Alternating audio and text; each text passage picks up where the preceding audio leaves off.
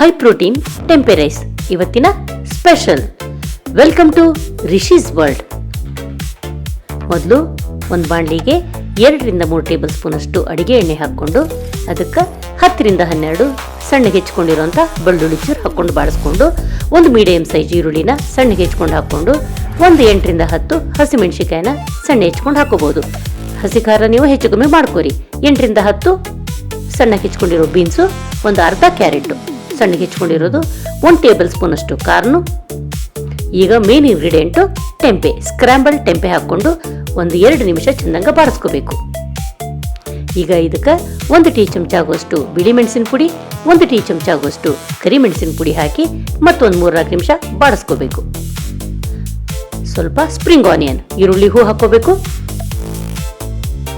ಮತ್ತು ಬಾಡಿಸ್ಕೊಂಡು ಇದಕ್ಕೆ ಶ್ರದ್ಧಾನುಸಾರ ಉಪ್ಪು ಹಾಕೋಬೇಕು.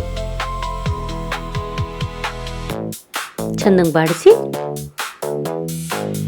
ಈಗ ಮಾಡಿಟ್ಕೊಂಡಿರೋ ಅನ್ನ, ಅದು ಮಿಕ್ಕಿದ್ದು ಆಗಿರಬಹುದು ಅಥವಾ ನಾವು ಬಿಸಿ ಬಿಸಿ ಅನ್ನ ಮಾಡಿದ್ರು ನಡೀತದೆ. ಇದಕ್ಕೆ ಇನ್ನೊಂದು ಸ್ವಲ್ಪ ಉಪ್ಪು ಹಾಕ್ಕೊಂಡು ಮೇಲೆ ಸ್ಪ್ರಿಂಗ್ ಆನಿಯನ್ ಉದುರಿಸಿದ್ರೆ ಬಿಸಿ ಬಿಸಿ tempeh rice ready. Please like, share, subscribe. Thank you.